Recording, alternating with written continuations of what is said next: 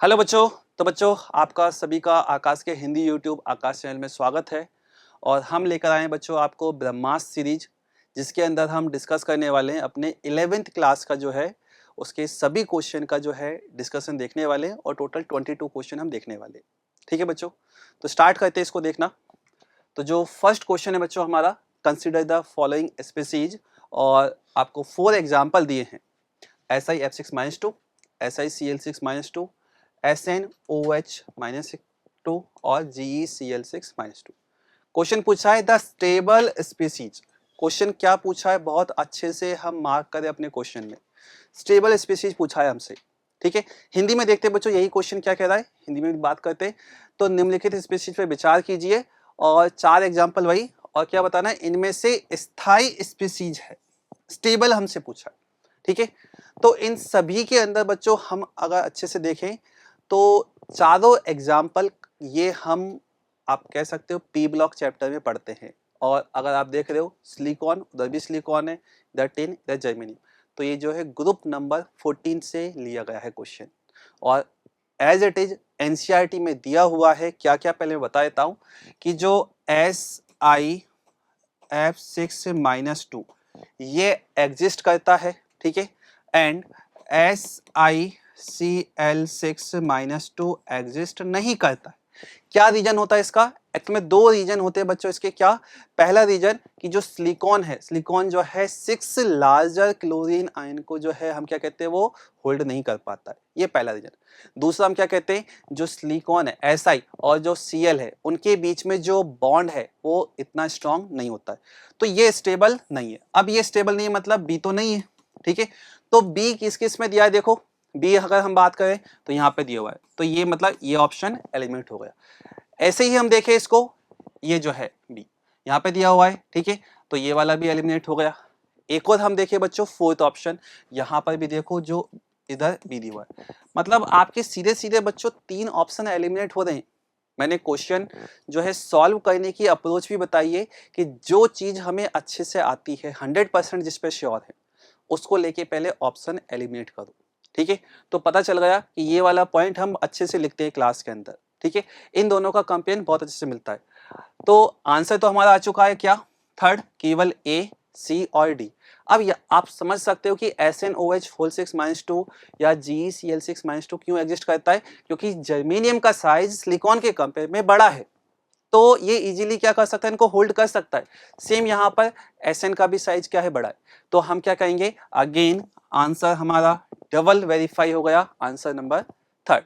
ठीक है, समझ में आया बच्चों सभी को। नेक्स्ट जो है क्वेश्चन पे बढ़ते हैं। नेक्स्ट क्वेश्चन है बच्चों क्या, निम्नलिखित में से किस समुच्चय के अणुओं का द्विध्रुव आघूर्ण, क्या पूछा है बच्चों, द्विध्रुव आघूर्ण शून्य होगा।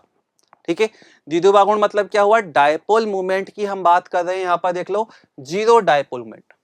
तो इंपॉर्टेंट वर्ड को मार्क किया हमने कि हमें जीरो डायपोल मूवमेंट ढूंढना है। ठीक है, अगेन क्वेश्चन को सॉल्व करने का मेथड क्या है कि किसी भी एक एग्जांपल को हम चेक करें, किसी भी एक ऑप्शन को, अगर उसमें नॉन जीरो मिल जाता है तो वो ऑप्शन हट जाएगा। ठीक है, तो देखो हम बात करते हैं बच्चों यहाँ पर CO2 क्या दिया है, कार्बन डाइऑक्साइड। चेक करते हैं बच्चों, तो CO2 जो होता है C डबल बॉन्ड O, इस तरह से दिखाते हैं हम, एक और डबल बॉन्ड O। ठीक है, स्ट्रक्चर क्या होता है इसका, लीनियर हाइब्रिडेशन sp। ठीक है, तो लीनियर है तो हम क्या कहेंगे कि यहाँ पर जो डायपोल मोमेंट की डायरेक्शन आएगी क्या होगी, कार्बन से ऑक्सीजन। ठीक है, लो इलेक्ट्रोनेगेटिव से हाई इलेक्ट्रोनेगेटिव एटम की साइड जाएगी। सेम ये आएगी, ये दोनों एक दूसरे को कैंसिल आउट कर देंगे तो ये क्या हो गया, जीरो। तो इसके लिए तो हम क्या कह देंगे, क्या आ गया, डायपोल मोमेंट जीरो। ठीक है, मतलब कार्बन डाइऑक्साइड तो चलो जीरो दिख रहा है। नेक्स्ट हम देखें सल्फर डाइऑक्साइड।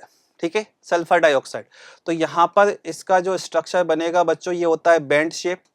ठीक है, ये हमें स्ट्रक्चर मिल गया, बैंड शेप होता है। ठीक है, अच्छा शेप हम बता सकते हैं ना कैसे, हाइब्रिडेशन निकालो पहले, हाइब्रिडेशन से कितने सिग्मा बॉन्ड, कितने लॉन पेयर, देन उसके अकॉर्डिंग क्या बना सकते हैं, उसकी शेप क्या है। तो इसको हम अच्छे से देखें बच्चों, तो लॉन पे मूवमेंट इधर जाएगा, ये आपका बॉन्ड पे मूवमेंट। अगेन ये तीनों एक दूसरे को कैंसिल आउट नहीं करने वाले, क्यों, क्योंकि ये और ये तो सेम है लेकिन ये वाली वैल्यू इनसे क्या है, डिफरेंट है। राइट। तो हम क्या कह सकते हैं, इसके अंदर जीरो नहीं मिलेगा, मतलब सल्फर डाइऑक्साइड की वजह से जो है ये ऑप्शन हमारा हट गया। और सल्फर डाइऑक्साइड किसी और भी जगह क्या चेक कर सकते हैं हम, देखो और जगह कहीं दिख रहा है क्या, नहीं दिख रहा, मतलब ये तो है चलो पहला ऑप्शन हट गया। ठीक है, नेक्स्ट हम देखते हैं। ठीक है, तो नेक्स्ट लिखा है बोरोन ट्राइफ्लोराइड, मतलब क्या हो गया, BF3।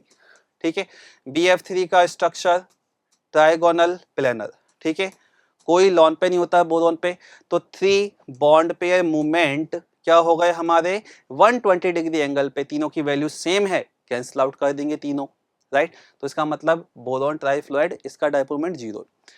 NF3 हम बात करें बच्चों, क्या है, नाइट्रोजन ट्राइफ्लोराइड NF3। तो NF3 के लिए हम क्या कह सकते हैं, देखना बच्चों, ये N lone pair fluorine fluorine fluorine.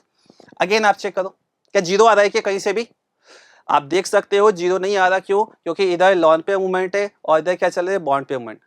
तो lone pair movement bond pair movement से कैंसिल आउट नहीं होने वाले कभी भी। ठीक है, तो यहाँ पर जीरो नहीं वाला, मतलब क्या हुआ, इसकी वजह से जो है ये वाला ऑप्शन नहीं हो सकता। नेक्स्ट हम देखिए बच्चों, इसी तरह से थर्ड जो ऑप्शन है, थर्ड ऑप्शन को देखो बच्चों, थर्ड ऑप्शन में क्या क्या दिया है, थर्ड में क्या दिया है 1,4 डाइक्लोरोबेंजीन, क्या दिया है 1,4 डाइक्लोरोबेंजीन। ठीक है, तो ये मैंने इसका स्ट्रक्चर बनाया। ठीक है, ये 1,4 डाइक्लोरोबेंजीन, ये देखो इधर जो है डायपोमेंट, ये एक दूसरे को कैंसिल आउट कर देगा। ठीक है, बाकी जो है इधर यहाँ पर हाइड्रोजन होंगे, हाइड्रोजन हाइड्रोजन हाइड्रोजन, वो भी कैंसिल आउट कर देंगे।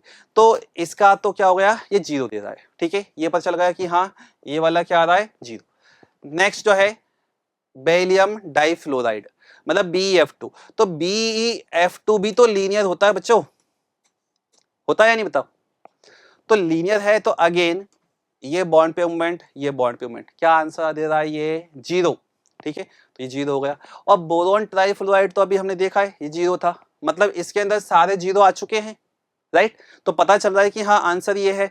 ठीक है, लेकिन अगेन आप चारों ऑप्शन को देखते हुए चलो। ठीक है, वैसे तो 100% श्योरिटी मिल चुकी है, फिर भी देखो मीथेन है 1,4 डाइक्लोरोबेंजीन, ये जीरो है। वाटर, वाटर जीरो नहीं होता है, आप देख लो वाटर के लिए स्ट्रक्चर मैंने दिखा यहाँ पर ये। ठीक है, तो यहाँ पर ये जो लॉन पेयर, अगेन बॉन्ड पे मूवमेंट भी है और लॉन पे मूवमेंट भी है। ठीक है, तो ऑक्सीजन हाइड्रोजन, ये डायरेक्शन इधर, ये डायरेक्शन इधर, इधर ये इधर ये, तो ये तो ऐड हो जाएगा नॉन जीरो। तो वाटर की वजह से क्या हो गया, ये जो है डायपोल मोमेंट जो हम क्या कह सकते हैं, इस वाले केस में जीरो नहीं मिला। मीथेन का क्या होता है, जीरो, टेट्राहेड्रल स्ट्रक्चर है। ठीक है, सारे के सारे जो बॉन्ड पे मूवमेंट है क्या कर देंगे, कैंसिल आउट कर देंगे। तो अगेन इस क्वेश्चन का आंसर क्या हुआ हमारा, थर्ड ऑप्शन। आई थिंक सभी को क्लियर अच्छे से। ठीक है, नेक्स्ट क्वेश्चन पढ़ते हैं। देखो बच्चों, जो नेक्स्ट क्वेश्चन है आप इसको देख सकते हो, क्या लिखा है, consider the following process, NH3 plus VF3 क्या मिला, NH3 डॉट VF3। अब इसके बाद क्या पूछा है क्वेश्चन ने, इनकरेक्ट स्टेटमेंट, ये ध्यान से देख लो, इनकरेक्ट पूछा है, जल्दबाजी में यही सबसे ज्यादा गड़बड़ करते हैं हम। ठीक है, तो पहला जो है VF3 act as a electron deficient species, 100% correct है, क्यों, क्योंकि 6 इलेक्ट्रॉन सिस्टम है VF3 के अंदर। अभी देखा था हमने बोरोन फ्लोरीन फ्लोरीन। ठीक है, टोटल इलेक्ट्रॉन काउंट करें तो एक इस बॉन्ड में 2 इलेक्ट्रॉन, ये 2 इलेक्ट्रॉन, ये 2, 6 इलेक्ट्रॉन स्पीसीज बना, इलेक्ट्रॉन डेफिशिएंट, मतलब पहला पॉइंट तो करेक्ट है। ठीक है, आंसर नहीं है, पहला पॉइंट करेक्ट है। नेक्स्ट देखो, the bond formed between VF3 and NH3 is coordinate bond, ये भी सही बात है, क्यों, क्योंकि यहाँ पर जो नाइट्रोजन पे जो लॉन पेयर होता है यही तो इसके वैकेंट ऑर्बिटल में जाता है और क्या बनता है, कोऑर्डिनेट बॉन्ड। इनडायरेक्टली अगर मैं इसकी स्ट्रक्चर की बात करूं तो ये बना कैसे है बच्चों, देखना कि जो NH3 होता है, ठीक है, इस पे जो लॉन पेयर है वो कोऑर्डिनेट बॉन्ड दे दिया किसको, VF3 को, ये इस तरह से बन, तो कोऑर्डिनेट बॉन्ड बन गया। ठीक है, इसका मतलब क्या हुआ कि जो सेकंड पॉइंट है ये भी correct. Third, there is no change in hybridization of nitrogen during the process, nitrogen की बात कर रहा है, किसकी बात कर रहा है, नाइट्रोजन की। नाइट्रोजन का हाइब्रिडेशन काउंट करो, यहाँ पर क्या है, 3 सिग्मा बॉन्ड 1 लॉन पेयर, मतलब sp3। यहां पर देखोगे तो क्या होता है, ये स्ट्रक्चर 4 सिग्मा बॉन्ड, हाइब्रिडेशन तो सेम ही हुआ ना sp3, तो इसका मतलब ये वाला पॉइंट भी करेक्ट निकला। 3 पॉइंट करेक्ट आ चुके, देख लो। ठीक है, फोर्थ पॉइंट देख लो, hybridisation of boron gets changed into sp from sp2, ये यहां पे गड़बड़ हो रहा है। क्या लिखा है, चेंज्ड इनटू sp, मतलब sp में आ चुका है कहां से, sp2 से। तो VF3 का हाइब्रिडेशन sp2 होता है, 3 सिग्मा बॉन्ड है, यहाँ तक की बात क्लियर। यहाँ पे बोरोन का हाइब्रिडेशन, तो आप देखो बोरोन पे 4 सिग्मा बॉन्ड काउंट होंगे, 3 तो फ्लोरीन के साथ है, ये एक ये कोऑर्डिनेट बॉन्ड, मतलब sp2 से sp3 चेंज हुआ है। चेंज क्या हुआ है? sp2 से sp3। इसका मतलब यही वाला रॉन्ग है और यही हमारा आंसर है। बात क्लियर सभी को एकदम? ठीक है, नेक्स्ट क्वेश्चन में बढ़ते बच्चों। ठीक है, नेक्स्ट क्वेश्चन देखो क्या है। Which of the given species does not exist? Question ने क्या पूछा है? Does not exist। Again question में ये मार्क करो कि क्वेश्चन क्या पूछ रहा है। ठीक है, यहाँ पर भी क्या पूछा है कि इस स्पीसीज का अस्तित्व नहीं है। और जो सारे एग्जाम्पल हमें दिखाई दे रहे हैं तो हमें आइडिया लग रहा है कि ये एमओटी के जो है एग्जाम्पल हैं, होमोडायटमिक मॉलिक्यूल चलते हैं। ठीक है, तो होता क्या है बच्चों इसके अंदर, जहां पर भी बॉन्ड ऑर्डर 0 आ जाता है तो हम क्या कहते हैं कि जो मॉलिक्यूल है वो एग्जिस्ट नहीं करेगा। तो अब एग्जाम्पल देखिए बच्चों यहाँ पर, तो यहाँ पर जो N2+ है तो इसके अंदर बॉन्ड ऑर्डर देखो बच्चों, हम ट्रिक से याद करते हैं कि जो टोटल इलेक्ट्रॉन है अगर वो 10, 11, 12, 13, 14, 15, 16, 17, इसी तरह से 18, 19, 20 अगर ये है, और ये होमोडायटमिक मॉलिक्यूल की बात चल रही है, मतलब ये बॉन्ड ऑर्डर की जो ट्रिक होती है हम केमिकल बॉन्डिंग में पढ़ते हैं अच्छे से। ठीक है, और ये टोटल इलेक्ट्रॉन 10 से लेकर 20 तक में काम कर रहा है बस। ठीक है, मतलब कहां से लेकर आप यूं कह सकते हो B2 से लेके पूरा Ne2 तक, यहां तक ये बहुत अच्छे से जबरदस्त तरीके से काम करता है। तो बॉन्ड ऑर्डर कैसे निकालते हैं यहाँ पर? बहुत सिंपल सा तरीका होता है बच्चों। जो 14 है, 14 पे जो है हम क्या कहते हैं, कौन आएगा? N2। एक नाइट्रोजन एटम में कितने इलेक्ट्रॉन थे? 7, दो में कितने हो गए? 14। तो जो 14 है इसके रेस्पेक्ट में बॉन्ड ऑर्डर होता है 3, इसको मार्क कर लो। अब आप लेफ्ट साइड आओ या राइट साइड, क्या करना है? 0.5 से कम करते जाओ। ठीक है, 0.5 से कम करते जाना है। तो अब आप खुद देख लो यहाँ पे कितना आने वाला है, ये क्या हो जाएगा? 2.5, यहाँ पर कितना हो जाएगा? 2, यहाँ पर 1। इस तरह से इधर जाए चलते हुए तो यहाँ पर आएगा 2, इधर आएगा 1 और इधर 0। तो ऑप्शन को देखते चले, N2+ कितने इलेक्ट्रॉन हुए? 13। 0 तो नहीं आने वाला ना, साफ पता चल रहा है। क्या आने वाला है? नहीं निकालो, क्या देखना है? 0 तो नहीं आ रहा ना, नहीं आ रहा, हटाया इसको। Li2+, अब Li2+, इसके पहले क्योंकि हमारी जो ट्रिक है कहां से कहां तक काम कर रहा है? B2 से 8 तक, मतलब 10 से लेके 20 तक, इसको चेक कर लेते। तो इसमें एक और आ रहा है C2, कितने इलेक्ट्रॉन होते हैं C2 में? 12, और 12 के अंदर जो है जो बॉन्ड ऑर्डर कितना आ रहा है? 2। 0 तो नहीं है ना। अच्छा, इसमें एक पॉइंट और ऐड कर देता हूँ, जो C2 होता है इसके अंदर दोनों ही जो बॉन्ड है वो क्या होते हैं? Pi bond. ये क्वेश्चन ही बहुत काम का है, बार बार ये जो है पूछा जाता है। ठीक है, तो C2 भी नहीं है। अब अच्छा Li2+ और B2, तो इन दोनों के अंदर हम समझे बच्चों, तो जो B2 है, B2 के अंदर अगर हम इसका डायग्राम बनाए, एनर्जी लेवल डायग्राम, तो आप कॉन्फ़िगरेशन से भी जा सकते हो, मैं डायग्राम दिखा देता हूँ। ठीक है, तो आपको दिख जाएगा। तो क्या होता है इसके अंदर? B2 के अंदर बेरिलियम, ये हो गया 1s2 और ये 2s2। ठीक है, सेम इधर बनेगा और यहाँ पर ये मॉलिक्यूलर ऑर्बिटल मैंने बना दी। तो B2 के अंदर कितने इलेक्ट्रॉन फिल करने टोटल? 1s2 2s2, टोटल कितने हो गए? इधर 4, दूसरी साइड भी 4, कितने हो गए? 8। 8 इलेक्ट्रॉन अगर मैं फिल करता हूँ तो 1 2 3 4 5 6 7 8। तो आप देख लो, फॉर्मूला होता है हमारा क्या बॉन्ड ऑर्डर का? BMO को इलेक्ट्रॉन माइनस ABMO को इलेक्ट्रॉन अपॉन 2। तो जितने BMO के हैं, BMO मतलब जो नीचे वाले बॉक्स, इसमें कितने? ये 2 2 4। ABMO कितने हो गए? 2 2 4। तो BMO और ABMO के अगर इलेक्ट्रॉन इक्वल हैं तो बॉन्ड ऑर्डर 0। तो आंसर तो पता चल गया, B2। ठीक है, अगर Li2+ का जानना है तो Li2+ के अंदर टोटल इलेक्ट्रॉन कितने आ रहे हैं बच्चों? देख लो, 2 लिथियम, लिथियम होता है कितना? 3 इलेक्ट्रॉन, 2 के कितने हो गए? 6, एक कम कर दिया 5, 5 इलेक्ट्रॉन फिल कर दो इसमें डायग्राम में। तो 5 इलेक्ट्रॉन फिल करोगे, देखो 1 2 3 4 5, तो एक इलेक्ट्रॉन यहाँ पे आएगा बस। ठीक है, ये एक इलेक्ट्रॉन आएगा यहाँ पर इस जगह। तो BMO के अंदर इलेक्ट्रॉन कितने जाएंगे? 3, ABMO में कितने होंगे? 2। 0 नहीं आएगा बच्चों। ठीक है, तो आंसर क्या आ गया हमारा? B2। ठीक है, नेक्स्ट क्वेश्चन देखो। अच्छा क्वेश्चन बच्चों, देखो क्या लिखा है, intramolecular hydrogen bonding is present. अंत आणविक हाइड्रोजन बंध किसमें संभव है? हाइड्रोजन बॉन्ड की बच्चों बात की जाए तो इंट्रा और इंटर दो टाइप की हम पढ़ते हैं। ठीक है, होता क्या है बच्चों, जो इंट्रामॉलिक्यूलर हाइड्रोजन बॉन्डिंग होता है वो कैसे बनता है, या उसके अंदर जो एक रिंग फॉर्म होती है, पढ़ते हैं ना हम क्लास में, एक रिंग फॉर्म होती है, उस रिंग का साइज हमें पता होता है या तो 5 मेंबर्ड होना चाहिए या 6 मेंबर्ड, तभी वो रिंग स्टेबल होती है, तभी कहते हैं हाइड्रोजन बॉन्डिंग हुई है।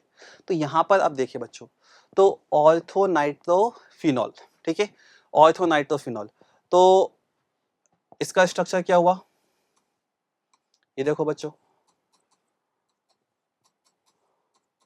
ठीक है। तो यहाँ पर आप देखो हाइड्रोजन बॉन्डिंग की पॉसिबिलिटी है नहीं, दिख रहा है साफ, क्या होगा, इधर हाइड्रोजन हमें मिल गया, ठीक है, तो ये हाइड्रोजन इस ऑक्सीजन के साथ क्या बना सकता है, हाइड्रोजन बॉन्ड बना सकता है, ठीक है, इजीली दिख रहा है हमें। नेक्स्ट हम बात करें पैरा, तो यहीं से पता चल रहा है बच्चों, पैरा नाइट्रोफिनॉल के अंदर तो हो ही नहीं सकता ना। अभी इसके अंदर रिंग का साइज चेक करो आप, देखो 1 2 3 4 5 6 मेंबर, ठीक है। अगर मैं NO2 को पैरा पे ले आया तो रिंग का साइज बच्चों 6 की जगह बहुत ज्यादा बढ़ जाएगा, कितना आ सकता है, हो सकता है 8 9 के आसपास पहुंच जाए, तो उसमें इंटरमॉलिक्यूलर नहीं होती, और ये बहुत अच्छे से पढ़ते हैं बच्चों, अपन पढ़ते हैं नहीं, बताओ कौन सी होती है, इंटरमॉलिक्यूलर, ठीक है, मतलब सेकंड ऑप्शन में नहीं है। तो पहले सेकंड को सबसे पहले हटाए ना, क्या पूछा है, किस में प्रेजेंट है, तो सेकंड नहीं है, सेकंड कहाँ पर है उसको हटाओ, यहाँ पर सेकंड है, ये ऑप्शन हट गया, और कहाँ पर है सेकंड, देखो और किसी में नहीं है, तो अब बाकी के ऑप्शन को चेक करते हैं, ठीक है। अब ऑप्शन कौन सा चेक करना है वो भी समझो, फर्स्ट वैसे चेक कर लिया है हमने, ठीक है, इधर देखो यहाँ पर थर्ड थर्ड और इधर फोर्थ, तो आई थिंक अगर हम पहले फोर्थ को चेक करते हैं बच्चों, है ना, फोर्थ को देखो, फोर्थ क्या है, सैलिसिलिक एसिड, थर्ड क्या है, थैलिक एसिड, दोनों के स्ट्रक्चर दिखा देता हूं मैं क्या होते हैं, ठीक है। जो थर्ड है हमारा थैलिक एसिड, ठीक है, ये C डबल बॉन्ड OH, ये मैं दिखाया, ये C डबल बॉन्ड O, ठीक है, ये हुआ, और यहाँ पर मैं OH दिखाया था बच्चों, इस टाइप से, ये मैं दिखाया। तो आप खुद सोचो बच्चों, इंट्रामॉलिक्यूलर हाइड्रोजन बॉन्डिंग, जैसे हमें पता चल गया कि फोर्थ ऑप्शन तो है ये, ठीक है, फोर्थ ऑप्शन यहाँ पर है, ठीक है, और क्या है यहाँ पर, फर्स्ट कंफर्म हो चुका है, ठीक है। तो फर्स्ट और फोर्थ जैसा तो ऑप्शन हमें केवल दिख नहीं रहा, फर्स्ट और थर्ड जैसा जरूर है, और हम 100% श्योर है किस पे, फर्स्ट और फोर्थ पे, ठीक है। तो जो थैलिक एसिड है इसके अंदर जो दोनों, जो आप कह सकते हो जो COH है यहाँ पर, इन दोनों के बीच में क्या हो रही है बच्चों, इंट्रामॉलिक्यूलर हाइड्रोजन बॉन्डिंग, ठीक है। तो ये बात समझ में आई बच्चों। नेक्स्ट क्वेश्चन देखते हैं बच्चों अपन, नेक्स्ट क्वेश्चन है नॉन एरोमेटिक कंपाउंड, क्या पूछा है, नॉन एरोमेटिक कंपाउंड, ठीक है। तो नॉन एरोमेटिक कंपाउंड के लिए हम क्या कहते हैं कि वो ना तो एरोमेटिक हो और ना ही एंटरमेटिक, इससे हम जा सकते हैं आराम से, ठीक है। तो आप फर्स्ट को देखो बच्चों, फर्स्ट क्या हुआ हमारा, फर्स्ट के अंदर बच्चों हम चेक करें तो ये 6 पाई इलेक्ट्रॉन काउंट हो रहे हैं, ठीक है, 6 पाई इलेक्ट्रॉन, हकल रूल फॉलो हो रहा है, सारे एटम प्लेनर है, ये वाला जो कार्बन पर नेगेटिव चार्ज है ये क्या है, रेजोनेंस में इन्वॉल्व है, डिलोकलाइज होगा, तो हाइब्रिडेशन क्या होगा, sp2, 6 पाई इलेक्ट्रॉन, मतलब ये क्या हुआ, एरोमेटिक। इसको हम देखें क्या हो रहा है, 4 पाई इलेक्ट्रॉन, कितने इलेक्ट्रॉन है, 4 पाई इलेक्ट्रॉन, और sp2 हाइब्रिडेशन है, ठीक है, तो ये कौन सा हुआ, एंटी एरोमेटिक। ये वाला जो है बच्चों, ये कौन सा होता है हमारा, एरोमेटिक कहते हैं, क्यों, एरोमेटिक, जैसे दो रिंग अगर फ्यूज्ड एक साथ, दो में से एक रिंग कोई भी एरोमेटिक हो तो द होल कंपाउंड जो होता है उसको हम क्या कहते हैं, एरोमेटिक, ठीक है। अगर मान लो यहाँ पर मैं इधर बॉन्ड बनाता तब भी इस कंपाउंड को क्या कहता मैं, एरोमेटिक, ठीक है।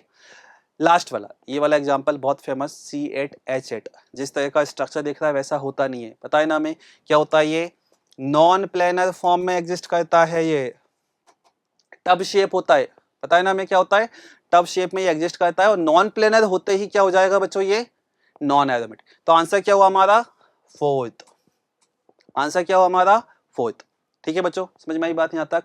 नेक्स्ट क्वेश्चन देखते हैं बच्चों, नेक्स्ट क्वेश्चन क्या है, आपके पास दो स्टेटमेंट हैं। फर्स्ट जो स्टेटमेंट क्या कह रहा है कि जो एनिलीन होता है, एनिलीन में नाइट्रोजन का आकलन कैल्डोल विधि द्वारा किया जा सकता है, कहते हैं बिल्कुल, और किया जा सकता है मतलब ड्यूमा मेथड भी काम करता है ना, ठीक है, ड्यूमाज और जो हम कहते हैं कैल्डोल मेथड।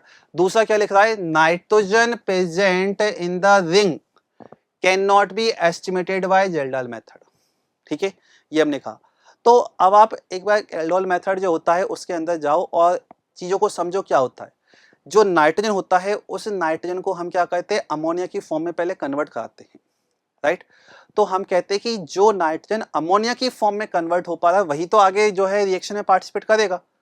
तो जहां पर हम कहते हैं कि जो नाइट्रोजन, जो वलय में उपस्थित नाइट्रोजन जो होता है वो अमोनिया में कन्वर्ट नहीं हो पाता है, लाइक पेरिडीन, वो नाइट्रोजन नहीं जा पाता है, तो उसका इस मेथड से हम आकलन नहीं कर सकते बच्चों। ठीक है, तो इसका मतलब क्या हुआ, फर्स्ट वाला करेक्ट है और सेकंड भी क्या हो गया, करेक्ट। ऑप्शन नंबर कौन सा हुआ, कथन 1 और 2 दोनों सही है। ठीक है, नेक्स्ट क्वेश्चन देखते हैं। निम्नलिखित में से कौन सा एक ज्यामितीय समव्यवस्था नहीं दर्शाता बच्चों, नहीं दर्शाता। क्या क्या कंडीशन होती है, आप देखो तीन जो मतलब टोटल 4 एग्जाम्पल है, 4 में से 2 हमारे एलिफेटिक है और 2 हमारे कौन से हो गए, एलिसाइक्लिक या साइक्लिक कह सकते हैं सीधा सीधा। ठीक है, अब देखो क्या होता है, जो हमारा एल्किन होता है तो एल्किन पे हम क्या कहते हैं, हर एक sp2 कार्बन पे क्या होना चाहिए, 2 डिफरेंट ग्रुप। तो यहाँ पर है ये sp2 कार्बन, ये sp2, यहाँ पर हाइड्रोजन है तो ये और ये ग्रुप डिफरेंट है। सेम यहाँ हाइड्रोजन और ये CH3 दोनों डिफरेंट है, ज्यामितीय समरूपता दिखाएगा, कोई नहीं रोक सकता इसको। अगले पे बात करें सेकंड। अच्छा सेकंड क्या है हमारा, साइक्लिक। तो साइक्लोएल्केन में हम ये बात कहते हैं बच्चों क्या, कि कोई भी 2 sp3 कार्बन पे 2 डिफरेंट ग्रुप हो जाए। ठीक है, तो हम क्या कहते हैं कि वहां पर क्या होगा, आप कह सकते हो ज्यामितीय समरूपता वो दर्शा सकता है। ठीक है, तो यहां पर हम बात करें अगेन बच्चों, एक तो CH3 है, एक हाइड्रोजन, अगेन ये दोनों अलग अलग, और यहाँ पर भी सेम, ये sp3 कार्बन, ये CH3 और यहाँ पर हाइड्रोजन भी होगा, ये दोनों अलग अलग। तो ये भी क्या दिखाएगा, ज्यामितीय समरूपता दर्शाएगा। ठीक है, फोर्थ को देखते हैं बच्चों, फोर्थ में भी दिख रहा है सीधा। ठीक है, यहाँ पर हाइड्रोजन भी है, इधर हाइड्रोजन, तो एक ये ग्रुप, एक ये पूरा अलग अलग हो गए, यहाँ भी ये दोनों अलग। क्लियर। चौथा, थर्ड एग्जाम्पल, थर्ड में भी आप कह सकते हो सर ये सर यहाँ पर हाइड्रोजन और इधर ये वाला ग्रुप है, यहाँ पर ये हाइड्रोजन ये इधर, लेकिन ऐसा नहीं होता। ये केस है बच्चों, अच्छे समझ लो, साइक्लोएल्कीन का केस। किसका केस है, साइक्लोएल्कीन का केस। तो साइक्लोएल्कीन के अंदर बच्चों हम क्या कहते हैं कि यहाँ पर जो डबल बॉन्ड है, ठीक है, ये जो डबल बॉन्ड है इसके एस्पेक्ट में GI नहीं बन सकता। इवन जब नंबर ऑफ कार्बन का नंबर जो रिंग में बढ़ जाए, ऑलमोस्ट आप कह सकते हो कि 9 10 इतना पहुंच जाता है उसके आगे, तो वहां पर GI दिखाई देने लगेगा, क्योंकि GI दिखाने के लिए 2 अलग अलग मुझे क्या चाहिए, 3D में अरेंजमेंट। इसका 3D में दूसरा अरेंजमेंट पॉसिबल नहीं है, 3D में दूसरा अरेंजमेंट पॉसिबल नहीं है, ये हाईली मतलब वो एग्जिस्ट नहीं करता दूसरा फॉर्म। ठीक है, तो आंसर कौन सा जाएगा बच्चों इसका, थर्ड। आंसर कौन सा हुआ, थर्ड। तो साइक्लोएल्कीन के अंदर बच्चों जो स्टार्टिंग के आप कह सकते हो जो रिंग है, मतलब जो छोटे मोटे जो रिंग साइज चलते हैं 3 4 5, जो हम बात करें 6, वहां तक कोई हमें GI नहीं दिखाई देता है। ठीक है, क्लियर सबको ये बात। चलो आगे बढ़ते हैं। नेक्स्ट जो क्वेश्चन है बच्चों, नेक्स्ट क्वेश्चन देखो बच्चों क्या दिया है, क्या लिखा है, 1 molecule of a symmetrical alkene gives a ketone, ketone दे रहा है बच्चों है ना, with molecular mass 58U on reductive ozonolysis the alkene is।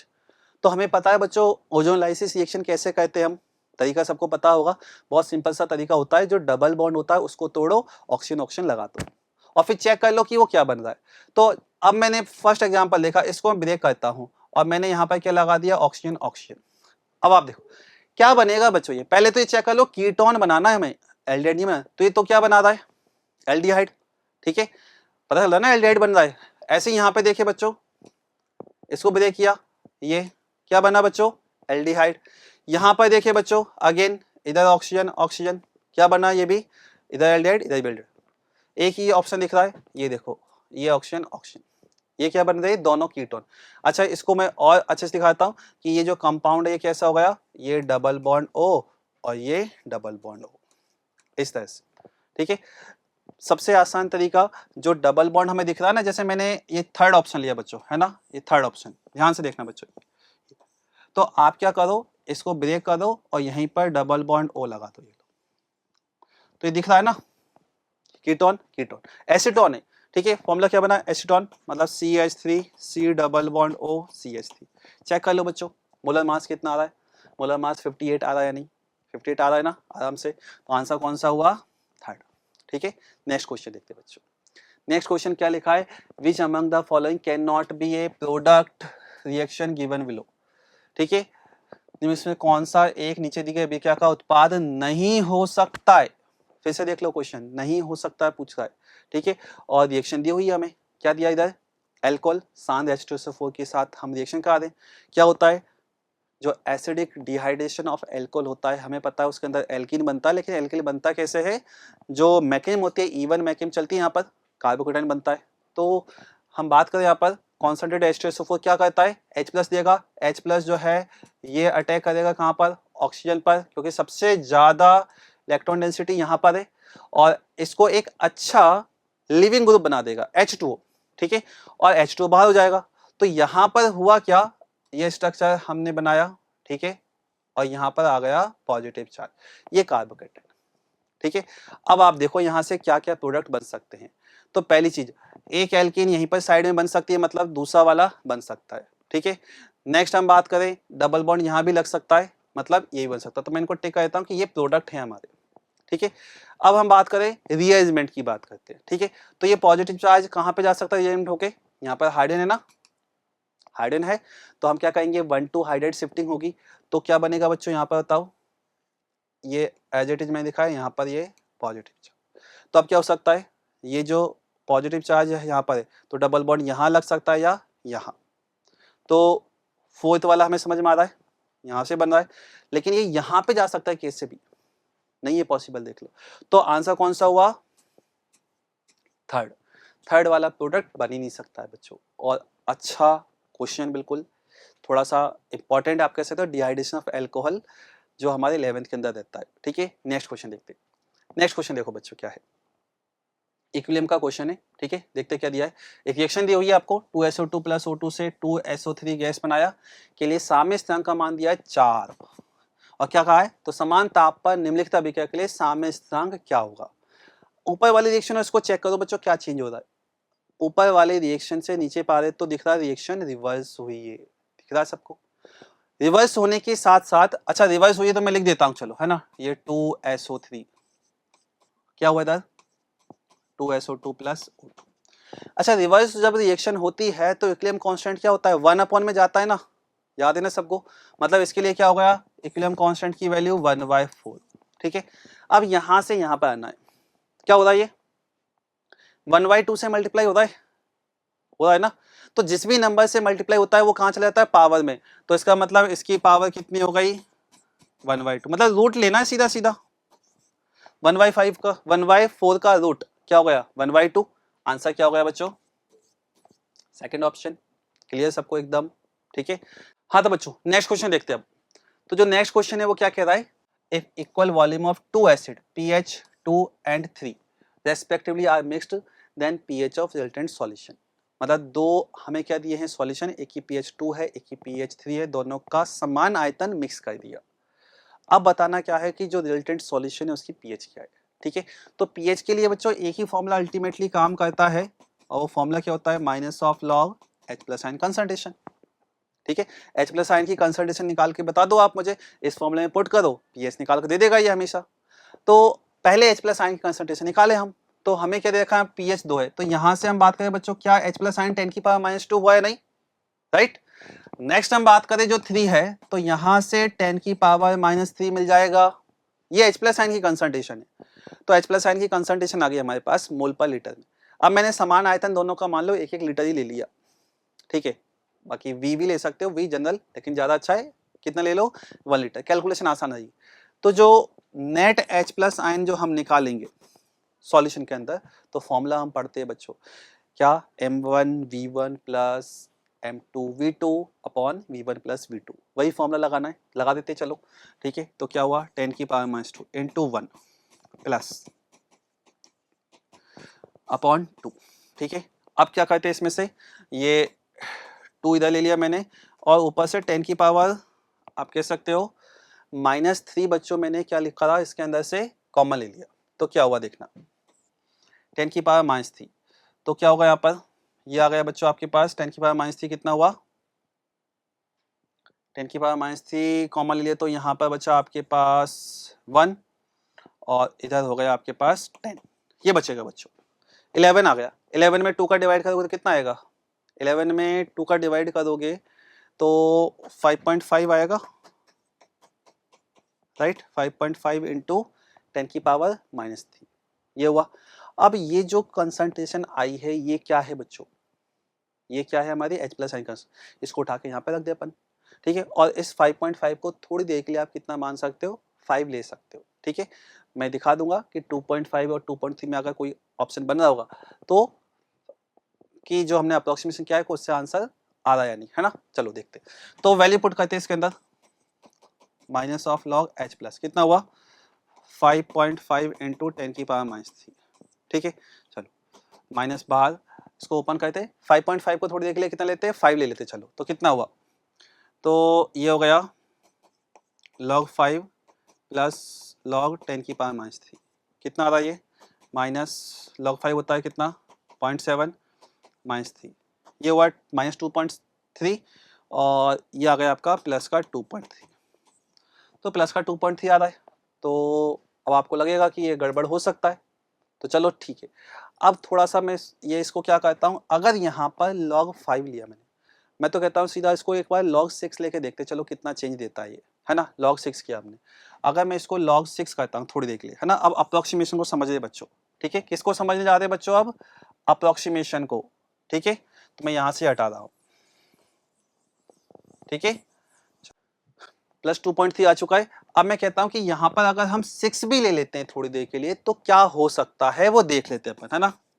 तो देखो क्या होगा, माइनस लॉग ये 6 इंटू 10 की पावर -3, क्या चेंज आएगा यहाँ पर, ये माइनस इधर log 6 और प्लस log 10 की पावर -3, क्या हुआ, log 6 होता कितना है बच्चों, log 6 कितना होता है अपना 2 इंटू 3 कहते हैं हम, log 2 इंटू 3, और log 2 होता है 0.30, और कितना होता है log 2 अपना जो होता है कितना 0.30, और log 3 होता है अपना 0.47, कितना हुआ ये पॉइंट, कितना आ रहा है ये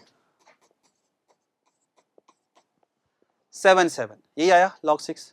तो यहाँ पर अगर हम रखते हैं तो देखो बच्चों क्या हो रहा है, क्या हो रहा है यहाँ पर, ये 0.77 और इधर आया कितना, ये हो गया माइनस का 3, कितना हुआ ये बच्चों आपका जो आंसर आया ये हो गया 2.23, ये हुआ ना। माइनस करके देख लो, 3 में से 0.77 मैंने माइनस किया, कितना है 2.3, माइनस का आएगा तो फाइनली प्लस 2.23।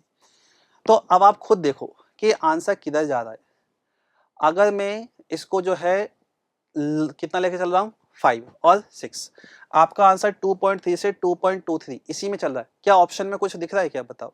अब तो पता चला ना आंसर यही है, तो इसका मतलब इस तरह का अपन इजीली यहाँ पे अप्रोक्सीमेशन कर सकते हैं। और इस क्वेश्चन की बच्चों क्लियरली एक ट्रिक हम लिखते भी है, ठीक है। अब ट्रिक मैं बताने जा रहा हूँ बच्चों, ध्यान से समझना। ट्रिक क्या होती है, क्वेश्चन का पैटर्न यही है कि पीएच अगर 2 है या 3 है, या 3 हुई या 4 हुई, या 3 हुआ 5 हुआ, एसिडिक रेंज की बात करें केवल, और समान आयतन मिक्स करें, तो जो लोअर पीएच होता है ना उसमें 0.3 ऐड कर दो सीधा बस। तो लोअर पीएच कौन सी थी 2 वाली, इसमें 0.3 ऐड कर दो, तो आंसर सीधा कितना आ रहा है 2.3। इसी तरह से क्वेश्चन मैंने लिया कि अगर मान लो आपके पास क्वेश्चन ये है कि पीएच 3 है और 5 है, समान आयतन इनका मिक्स कर दिया, तो जो रिजल्टेंट सॉल्यूशन है उसका पीएच क्या आएगा, लोअर पीएच में कितना ऐड कर दो 0.3, तो आंसर क्या होगा 3.3, यही मिलेगा बच्चों। कैलकुलेशन यही चलेगी हर बार, ठीक है। तो इस क्वेश्चन का आंसर 2.3। चलो बच्चों आगे बढ़ते, काफी अच्छे से इस क्वेश्चन को देख लिया हमने, अप्रोक्सीमेशन भी समझ लिया, लॉग में क्या क्या होता है वो भी दिखा दिया मैंने, ठीक है। क्वेश्चन है अपने पास, निम्नलिखित में से कौन सी परिस्थिति सभी ताप पर एक स्वतः अभिक्रिया को प्रदर्शित करता है, सभी ताप पर, एट ऑल टेम्परेचर, ये बात कर रहा है क्वेश्चन, ठीक है। एट ऑल टेम्परेचर जो है स्पॉन्टेनियस रिएक्शन दिखनी चाहिए। तो हम इसको कैसे पढ़ते हैं बच्चों, एक फॉर्मूला चलता है हमारा delta G equal to delta H minus T delta S, ठीक है। तो हम क्या कहते हैं, तो ये जो फॉर्मूला है इस फॉर्मूले के अकॉर्डिंग क्या होना चाहिए, डेल्टा जी हमेशा नेगेटिव आए, ये हम कहेंगे, ठीक है। तो ये हमेशा नेगेटिव कैसे आ सकता है बच्चों, कि डेल्टा एच जो है, डेल्टा एच क्या हो जाए खुद नेगेटिव हो, और डेल्टा एस क्या हो खुद क्या हो पॉजिटिव, ये नेगेटिव हुआ ये पॉजिटिव, तो नेगेटिव और इधर नेगेटिव, मतलब -2 -3, तो रिजल्ट माइनस में आएगा ना हमेशा, टेम्परेचर से कोई फर्क नहीं पड़ रहा, टेम्परेचर तो हमेशा पॉजिटिव नंबर होता है। तो अगर मैं कहूँ delta H negative delta S positive, तो आंसर क्या होगा, हमेशा क्या होगा, स्पॉन्टेनियस। किस ऑप्शन में देख लो, delta H negative less than 0 और डेल्टा एस पॉजिटिव, ये थर्ड ऑप्शन। इसको दूसरे तरीके से समझते हैं बच्चों, डेल्टा जी की जरूरत क्यों पड़ी थी, जब डेल्टा एच अपना काम ठीक से नहीं करा और डेल्टा एस, ठीक है, मतलब ये दो ऐसे बंदे थे, एक डेल्टा एच डेल्टा एस, ये दोनों गए डेल्टा जी के पास, है ना, कि तुम बताओ कि सही आंसर क्या होगा। तो जब दोनों गड़बड़ करेंगे, गड़बड़ करने का मतलब डेल्टा एच का है कि स्पॉन्टेनियस है और जो डेल्टा एस का है नॉन स्पॉन्टेनियस, तभी तो गड़बड़ होनी है कि किसी बात मानी जाए। लेकिन दोनों ही एक ही बात को कह रहे हैं, एक ही बात को, मतलब डेल्टा एच नेगेटिव मतलब एक्सोथर्मिक। तो हम ये पढ़ते आते हैं पूरी केमिस्ट्री में कि डेल्टा एच अगर एक्सोथर्मिक तो स्टेबिलिटी बढ़ रही है, एक जनरल जो हम कहते हैं कॉन्सेप्ट जो है। और सेम डेल्टा एस एंट्रोपी अगर बढ़ रही है, इट मीन्स वो स्टेबिलिटी की साइड ज्यादा है, यही हम कहेंगे। जैसे स्पॉन्टेनिटी बढ़ रही है, तो दोनों ही जब एक ही बात को कह रहे हैं कि स्पॉन्टेनियस है, तो डेल्टा जी भी उसकी बात को मानेगा सभी टेम्परेचर पे। तो आंसर क्या होगा हमारा, थर्ड, ठीक है। तो हमें चेक करने की जरूरत नहीं है। इसका अपोजिट भी हम कर सकते हैं कि जैसे डेल्टा एच अगर हमारा क्या हो एंडोथर्मिक और डेल्टा एस नेगेटिव, दोनों ही स्पॉन्टेनिटी को मना कर दें, तो हर टेम्परेचर पे जो आप कह सकते हो प्रोसेस है वो क्या होगी, नॉन स्पॉन्टेनियस, क्योंकि दोनों ही उस चीज को क्या कर दे, मना कर दे, ठीक है। गड़बड़ कहाँ पे होती है या टेम्परेचर डिपेंडेंसी कब आती है, जब एक फैक्टर जो है क्या हो रहा हो, बात को अलग कह रहा हो, डेल्टा एच अलग कह रहा है, डेल्टा एस अलग, ठीक है। चलो नेक्स्ट क्वेश्चन में बढ़ते। क्वेश्चन है निम्नलिखित में से कौन सा एक अति संयुग्मन नहीं दर्शाएगा। अति संयुग्मन के लिए चाहिए क्या, अल्फा हाइड्रोजन, अल्फा हाइड्रोजन और ऐसा अल्फा हाइड्रोजन जो वहां से निकल भी सके H+ की फॉर्म में, तभी तो हम कह सकते हैं हाइपरकॉन्जुगेटिव स्ट्रक्चर बनेगा। तो पहले में तो कोई दिक्कत नहीं है, यहाँ पर अल्फा हाइड्रोजन है, यहाँ पर भी अल्फा हाइड्रोजन है, दिख रहा है। इसके अंदर देखें, यहाँ पर ये कार्बन अल्फा कार्बन और इस पर हाइड्रोजन है, बिल्कुल है। यहाँ पर नहीं है, लेकिन यहाँ से चला आएगा ना, कोई दिक्कत नहीं आएगी। इसके अंदर बात करें बच्चों यहाँ पर, ठीक है, इधर देख सकते हो, तो यहाँ पर अल्फा हाइड्रोजन यहाँ पर भी है, यहाँ पर भी है, यहाँ पर भी है, ठीक है, अल्फा कार्बन। इसके अंदर देखें तो ये अल्फा कार्बन, लेकिन इस पर हाइड्रोजन नहीं है, तो यहाँ से नहीं जा सकता। इस पर देखो तो यहाँ पे तो हाइड्रोजन है ना, लेकिन ये वाला हाइड्रोजन नहीं जाता है, ये ब्रिज कार्बन। और बहुत इंपॉर्टेंट कॉन्सेप्ट ऑर्गेनिक में चलता है कि जो ब्रिज हेड कार्बन होता है वो हमेशा नॉन प्लेनर फॉर्म में एग्जिस्ट करना चाहता है, प्लेनर नहीं हो सकता, वरना वो उसमें बहुत ज़्यादा मतलब कह सकते हो, मतलब उसकी स्टेबिलिटी बहुत भयंकर कम हो जाएगी, तो वो कभी रह ही नहीं सकता उस फॉर्म में। तो यहाँ पर ये अल्फा हाइड्रोजन दिख रहा है, लेकिन ये यहाँ से निकल नहीं सकता, तो आंसर कौन सा होगा, क्वेश्चन में क्या लिखा है, which will not show hyper conjugation, तो ये नहीं दिखा सकता कभी भी, ठीक है, ये बात आ गई समझ में। नेक्स्ट क्वेश्चन में बढ़ते, जो नेक्स्ट क्वेश्चन है देखो क्या है, क्वेश्चन लिखा है यदि 27 डिग्री सेल्सियस पर द्रव जल के वाष्प में संक्रमण के लिए एंथैल्पी परिवर्तन दिया है बच्चों 30 kg पर मोल, तो प्रक्रम के लिए एंट्रोपी परिवर्तन। अब एक बार बच्चों यहाँ पर जो क्वेश्चन हम देख रहे हैं उनमें बच्चों जब आप अटेम्प्ट करो यूनिट को भी देखो, ठीक है। तो यहाँ पर क्या दिया, किलो जूल, इधर चल रहा समय जूल, ठीक है। फॉर्मूला बहुत सिंपल सा होता है बच्चों, delta S equal to delta H upon T, ठीक है, यही चलता है यहाँ पर। तो जो डेल्टा एस है बच्चों हम निकालने जा रहे हैं, पूछा भी यही है, एंट्रोपी परिवर्तन। तो डेल्टा एस क्या होगा, डेल्टा एच, एच कितना है 30 किलो जूल मतलब 1000 से multiply upon T, 27 degree Celsius लिया है, केल्विन में चेंज करना पड़ेगा, कितना हो गया 300। तो देखो क्या हुआ, ये एक ये गया और ये 30, कितना आ गया सीधा 100।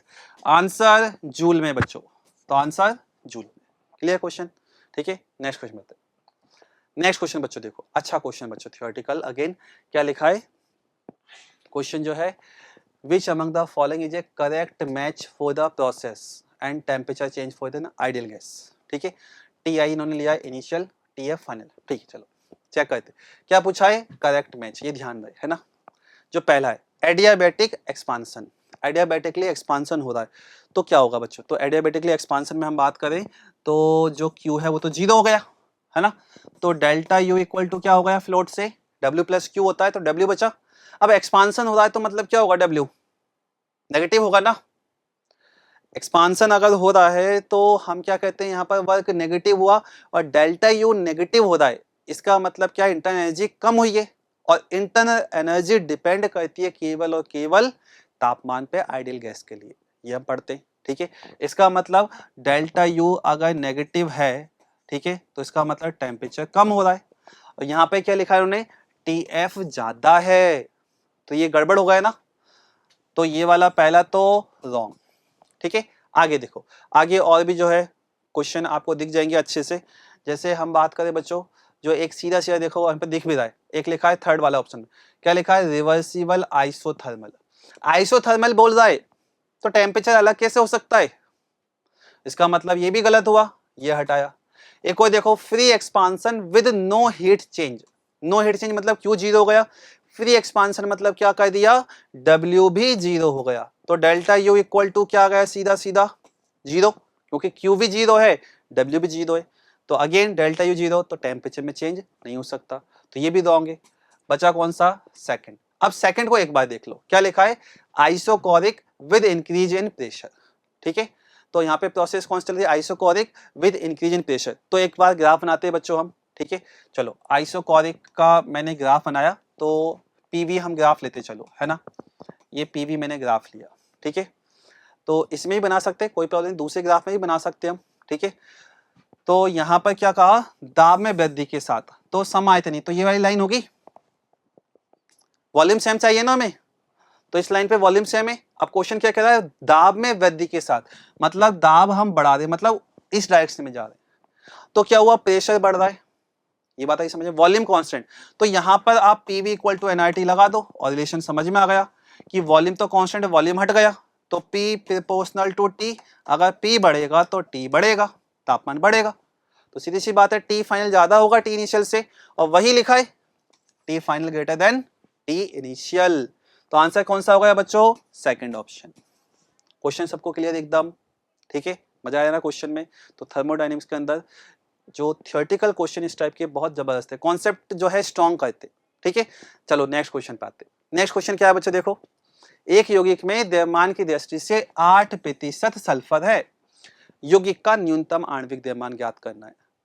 अब इस क्वेश्चन को बच्चों आप यूं कह सकते हो आपने पहले सॉल्व किया है तभी वो आपसे सॉल्व हो पाते, ऐसा नहीं कि डायरेक्टली एग्जाम में सॉल्व हो, बहुत टाइम ले सकता है फिर अगर ऐसा हो रहा है तो कॉन्सेप्ट क्या होता है इस क्वेश्चन का, क्वेश्चन यह है कि एक यौगिक में द्रव्यमान की दृष्टि से 8% सल्फर है, यौगिक का न्यूनतम आणविक द्रव्यमान, मैंने मान लिया न्यूनतम आणविक द्रव्यमान कितना है, x AMU, ठीक है, ये यौगिक का द्रव्यमान है कंपाउंड का।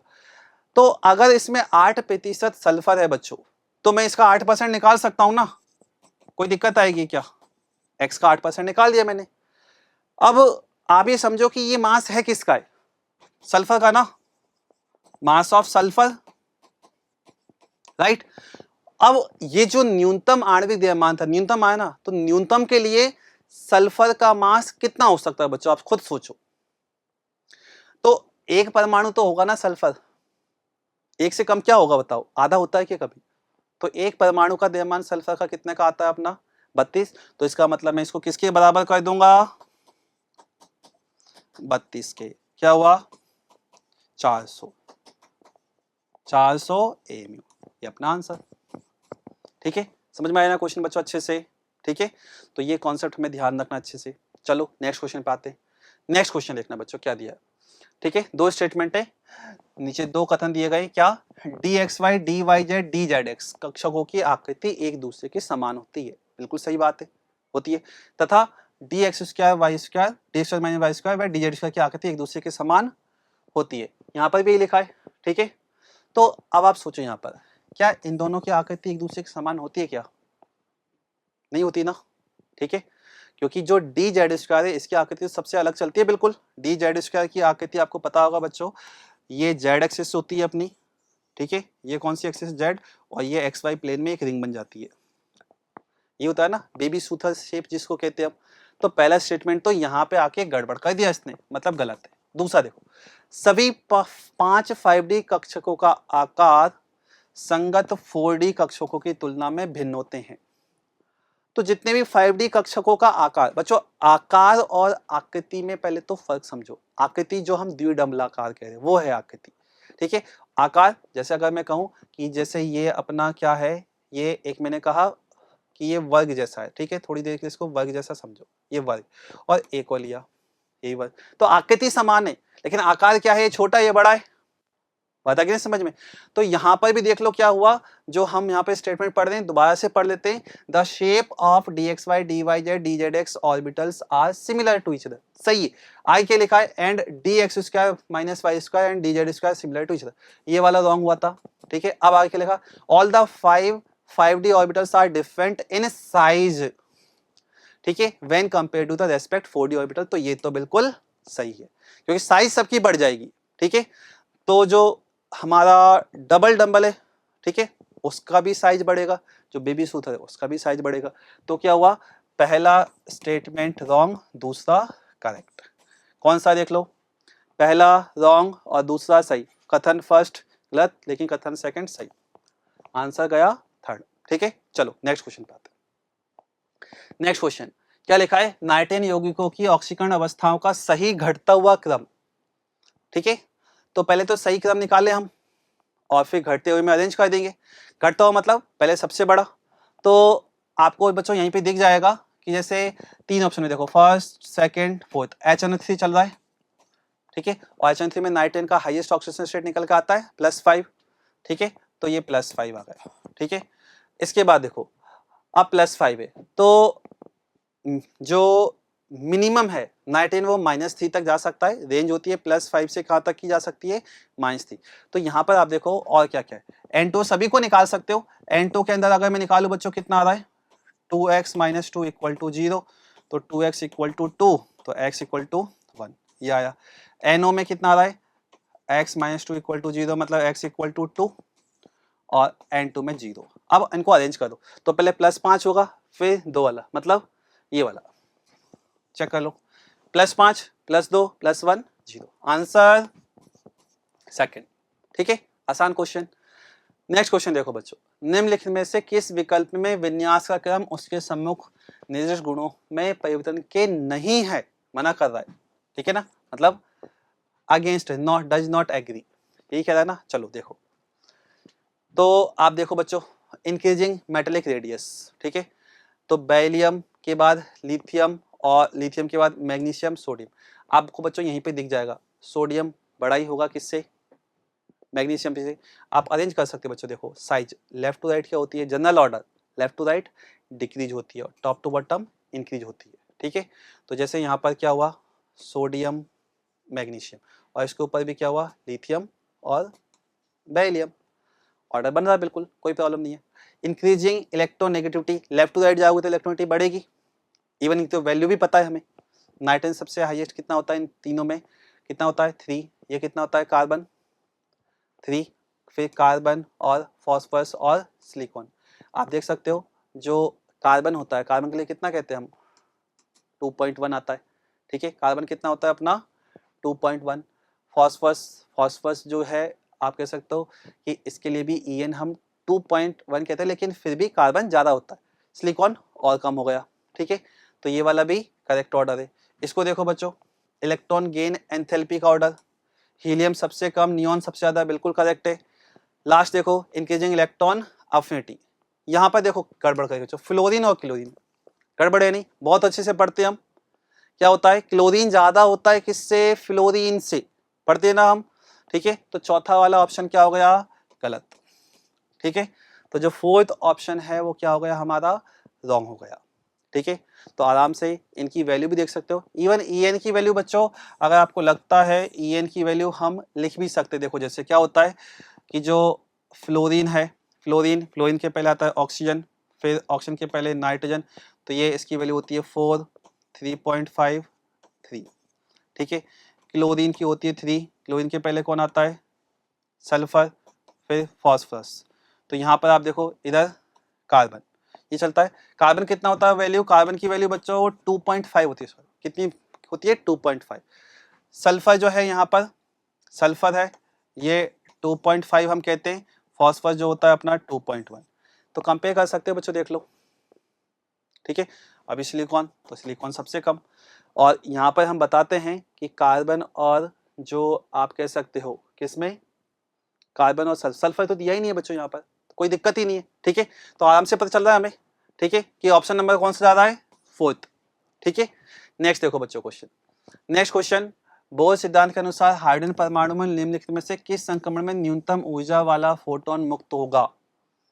ठीक है, ये क्वेश्चन बच्चों बहुत अच्छा क्वेश्चन, जनरली क्वेश्चन ये एग्जाम में बच्चे छोड़ के आते हैं, सबको लगता है बहुत लंबी कैलकुलेशन है, नहीं होने वाला, लेकिन आपको एक ऐसा तरीका बताऊंगा, बहुत आसानी से जल्दी आपका क्वेश्चन सॉल्व होगा, देखना।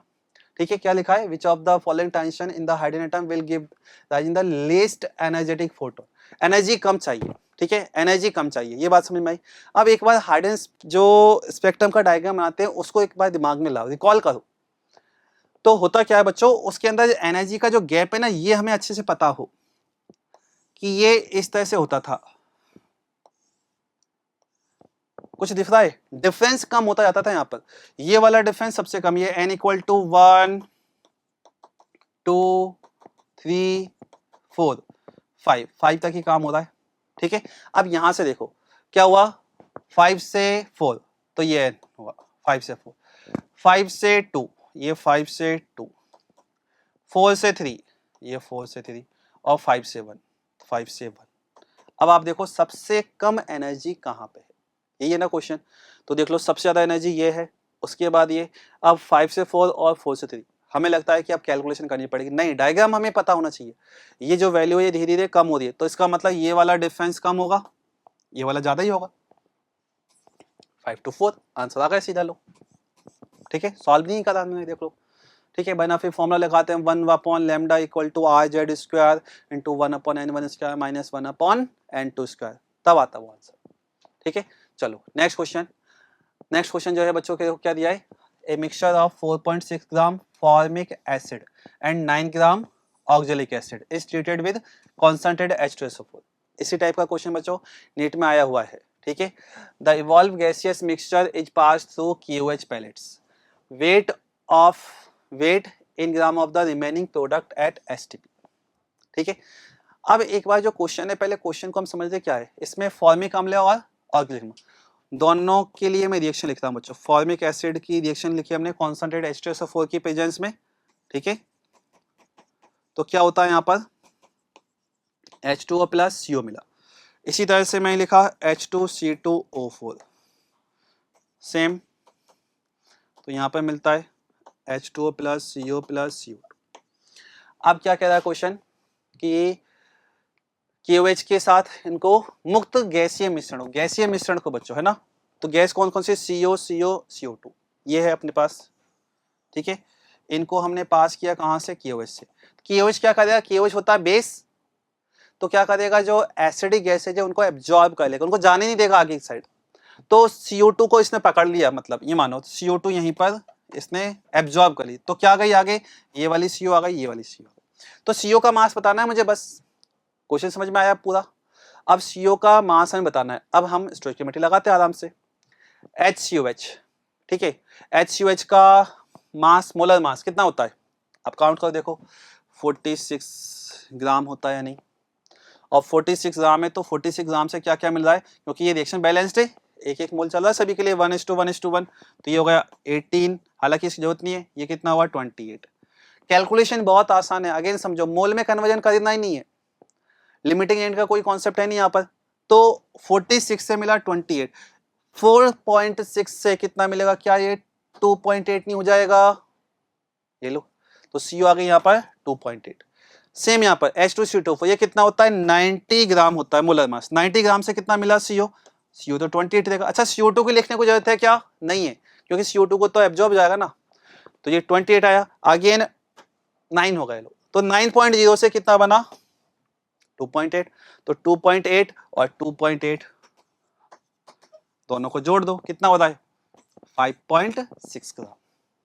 ठीक है बच्चों, आई थिंक सभी को अच्छे से सारे क्वेश्चन समझ में आए होंगे, जो डिस्कशन रहा हमारा, ये जो भी बच्चों क्वेश्चन हम डिस्कस कर रहे हैं आपके प्रिपरेशन में बहुत ज़्यादा हेल्प करेंगे।